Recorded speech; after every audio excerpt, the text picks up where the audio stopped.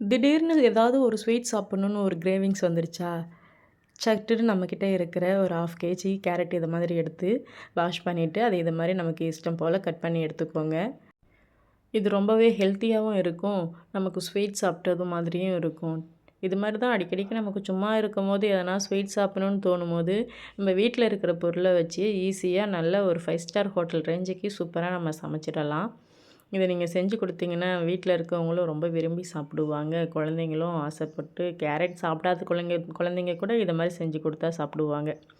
இப்போ இது மாதிரி ஒரு குக்கர் எடுத்து வச்சுக்கிட்டு, நம்ம கட் பண்ண கேரட் இதுக்குள்ள சேர்த்துக்கலாம்.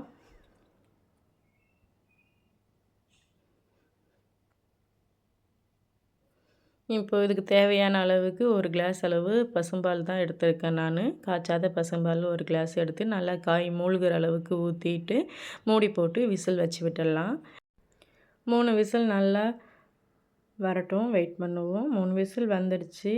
இப்போ நம்ம ப்ரெஷர் அடங்குனதும் நம்ம இத ஓப்பன் பண்ணி பார்க்கலாம் எப்படி இருக்குதுன்ட்டு. பார்த்தீங்களா, காய் நல்லா வெந்து வந்துடுச்சு. இது மாதிரி ஒரு மத்து இல்லைன்னா மேஷர் எதனா இருந்துச்சுன்னா கூட வச்சு இத மாரி இதுலேயே நம்ம நல்லா மசிச்சு விட்டுக்கலாம். சூட்டோட நம்ம பண்ணோன்னா கொஞ்சம் ஈஸியா இருக்கும். ஆறிடுச்சுன்னா கொஞ்சம் கஷ்டமா இருக்கும்.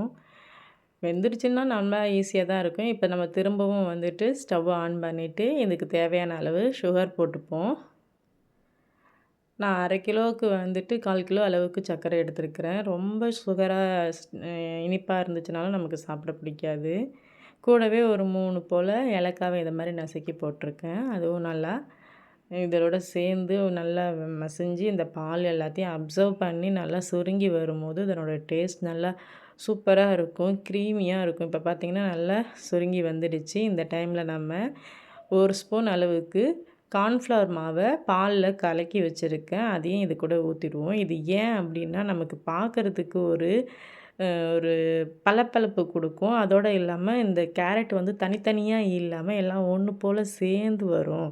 இத மாரி ஊத்தி நல்லா மிக்ஸ் பண்ணி குடுத்துப்போம். இப்ப இத நம்ம தாளிச்சுக்கலாம். ரொம்ப சிம்பிள் டிஷ் இது. ஆனா டேஸ்ட் வேற லெவல்ல இருக்கும். நீங்க செஞ்சு குடுத்தீங்கன்னா, வீட்ல இருக்கவங்கலாம் அடிக்கடிக்கு ஸ்வீட்னாலே இத தான் கேட்பாங்க. ஒரு பேன் வச்சு 2 ஸ்பூன் அளவுக்கு கீ போட்டு, கீ மெல்ட் ஆனதும் முந்திரி, திராட்சை 2த்தையும் இத மாரி சேர்த்துக்கலாம்.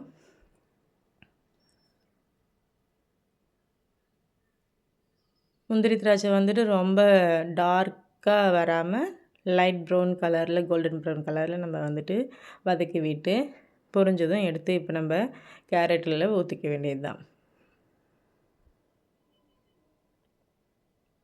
அவ்வளோதான். இப்போ திராட்சைலாம் நல்லா பலூன் மாரி உப்பி வந்துடுச்சு. நம்ம செஞ்சு வச்சிருக்கிற நம்ம கேரட் அல்வா மேல ஊத்தி, இத நல்லா மிக்ஸ் பண்ணி விட்டுட்டு, இத நம்ம சர்வ் பண்ண வேண்டியது தான்.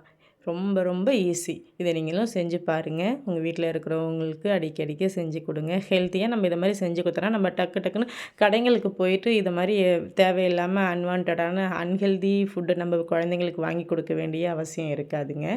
ரொம்பவே டேஸ்ட்டா இருந்துச்சு. நீங்களும் இது மாரி செஞ்சு குடுங்க. மறக்காம நம்ம ஃபாத்திமாஸ் கிச்சன் சேனலை சப்ஸ்கிரைப் பண்ணிக்கங்க. எப்படி இருந்துச்சுன்னு கமெண்ட் பண்ணுங்க.